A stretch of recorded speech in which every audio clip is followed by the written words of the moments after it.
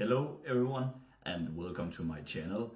In this video I'm going to review the 1936 movie Sabotage, directed by Alfred Hitchcock, which is kind of a spy thriller really. In this film there's this guy with name of Carl Verloc, who is kind of planning this bomb attack in a place in London, and at the same time he has his girlfriend or wife, I can't remember if they are married, who has this cinema and where she is working at, and at the same time she is kind of getting involved with this whole bomb situation, because Carl Verloc is under investigation by Scotland Yard, and they have like cops who is investigating him. And there's this guy who is trying to go undercover, who tries to get close to the woman played by Sylvia, Sidney, to get sort of information to get Carl Verloc. And that's sort of the premise of the plot. It's a film that I've seen this for the second time now, and I really like it. I remember the first time I watched it, I was kind of blown away by it, because I was surprised by some of the twists and turns, and also sort of how it was made. I thought it was really well made film. So I have always sort of felt maybe this was my favorite Hitchcock films from the 30s. But now, after I rewatch it, I maybe some of my what's the right word? Praise the first time I saw it. Maybe it has gone a little bit down, because I acknowledge it has some weaknesses after I've rewatched it. But start with some of the positives. I think this is a brilliant film in terms of how it's made. Especially the first like 15 minutes or so. I love how Hitchcock builds suspense almost immediately when there's this scene where there isn't any light in London, and it got completely dark. And I sort of like how in some way Hitchcock introduced all the main characters in this film, from the villain Carl Verloc to Sylvia, Sidney's character, to the police, to Sylvia, Sidney's little brother, who all will get involved with this bomb scene later on in the film.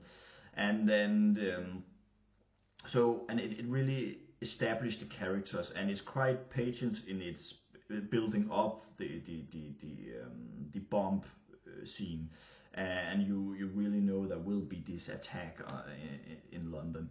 And I felt like Hitchcock is very much still in kind of, he's getting used to the talky area, so there's still a lot of scenes where it's very almost like silent film, kind of the way it's shot and edited together. It could, in some ways, it does look, when I rewatch it, a bit dated in some sequence.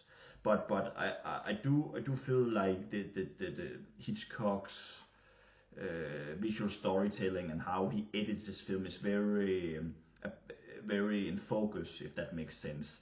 And let's talk about the famous scene in the film, is the bomb scene itself, which Hitchcock himself didn't care that much about afterwards, even though we have talked a lot about it, but he has always talked about how it was a mistake. And now I'm going to spoil this film.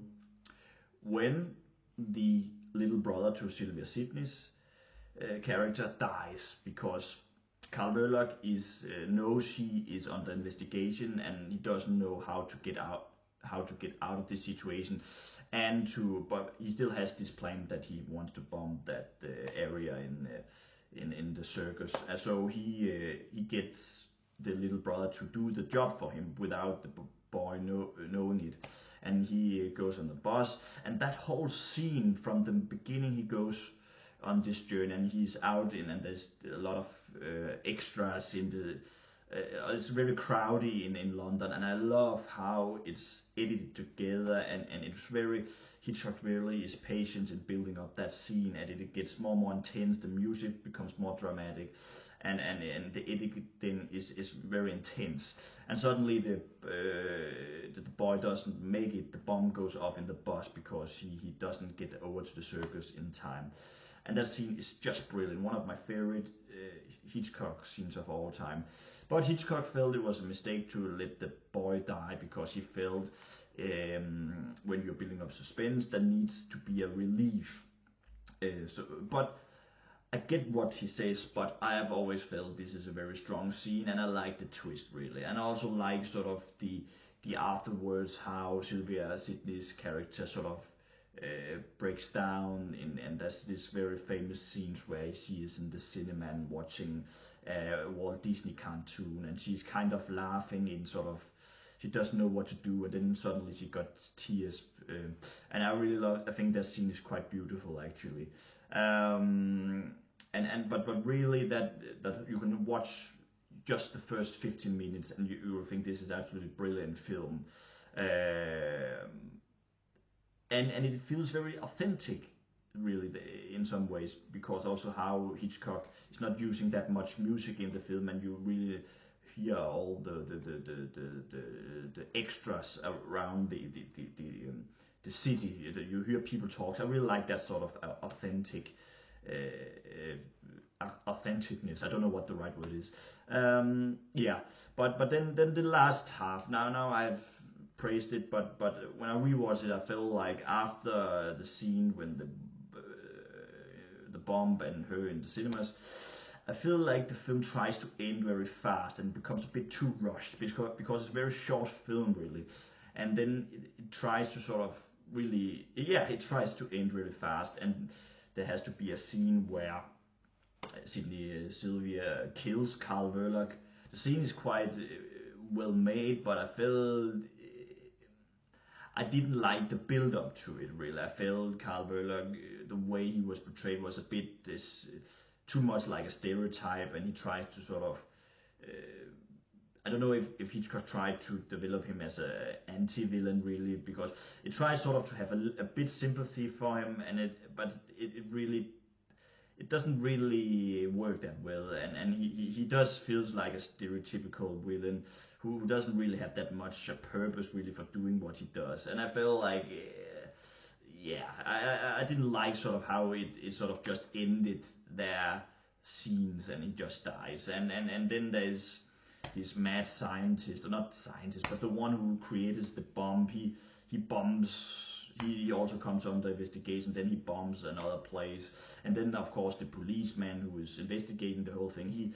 He is in love with Sylvia, Sidney, and they have to have a scene where they kiss, and yeah, it tries to wrap everything up, and I feel like it is a bit too much really in the end, and a bit rushed. So my initial praise from the first time I watched it, I thought it was brilliant. Now I only think it's very good. I do think it's worth watching, and much better than its reputation really.